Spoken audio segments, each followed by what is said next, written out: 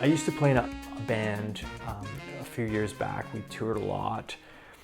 And one of the ideas became, not maybe in the very beginning, but it evolved to be a little bit of a political band in some ways. There were messages in some of the lyrics in the songs that had definite political leans. But one of the things that we strived for was to bring people into a comfortable environment through the dance floor. In that case, we played dance music essentially. There were definitely hooks, and the rhythmic foundation was very strong and developed.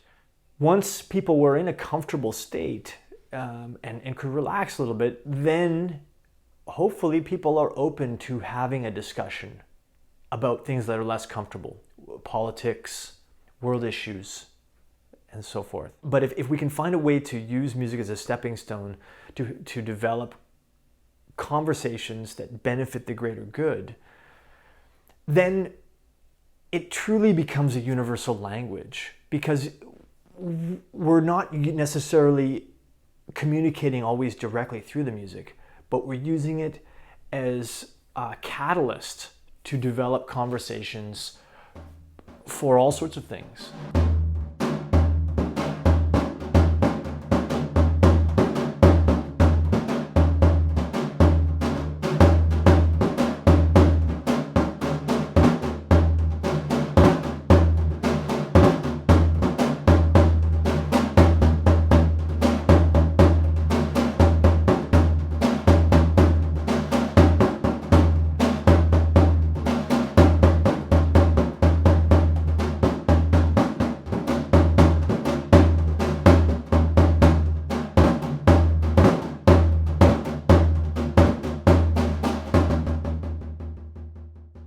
The thing that, from the percussionists that I know, not only are they different from other music making families, but more than that, they're different from each other. Like, I don't know any two percussionists who have the same approach or the same way of playing or the same attitude. And I don't say attitude in terms of good or bad, I just mean approach. Approach is a better word. The world of percussion is endless, and every tradition seems to have some kind of some aspect of percussion to it. It could be as simple as hand clapping or one drum that that is used. But there's something about that I think is really universal yet specific. History goes, there's a bit of ambiguity. Apparently, this drum originated in Nova Scotia. Seriously? That's what a colleague of mine has discovered. The slaves that came up to the east coast of Canada used this drum to, I guess, continue or perpetuate some of their musical traditions, because it was disguised as a box. People didn't know that it was an instrument.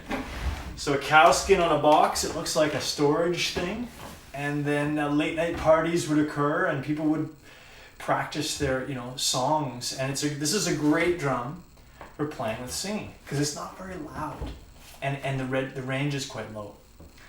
So yeah. So you could play.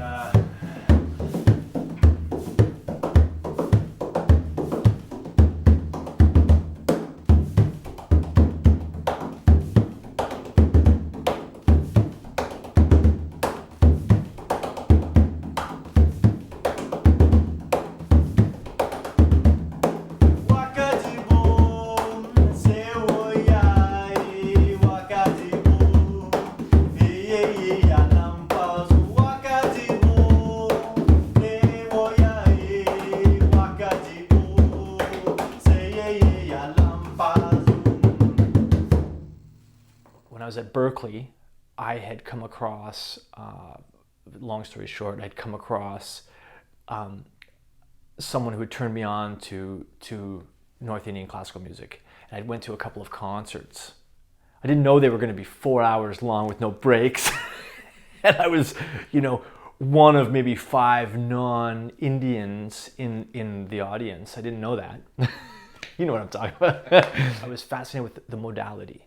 I was really interested in the modes and the scale structures that they were using, because a lot of the music that I was interested in was kind of going that way. I was getting away from my curiosity with jazz harmony and dense harmony, and I was just what I was listening to was mode-based music, and through that, it opened up this world, the world music, global music idea.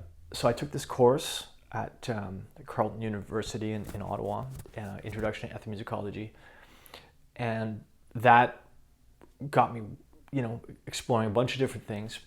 I discovered African, well, specifically Ghanaian Ewe music from Ghana, and the library at the time, was cassette tapes and vinyl and reel to reel, and so I was going through that, and I came across this LP. And I really can't remember anything more about it other than it was music from Ghana, and I started listening to that, and I got really excited about it.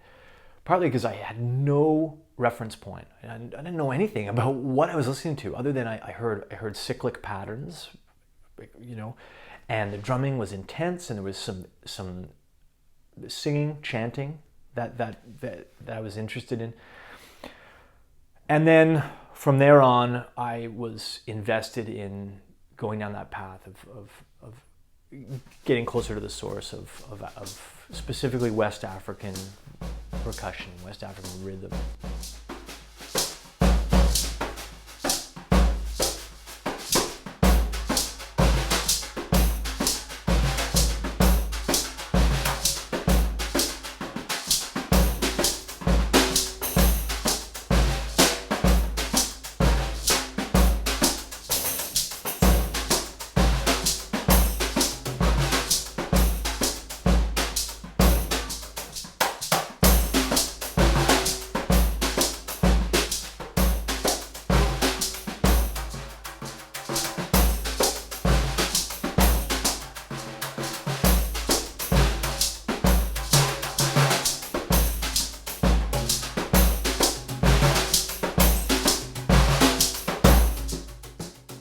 When I got into hand percussion, and I say hand percussion, but it's not always just with hands.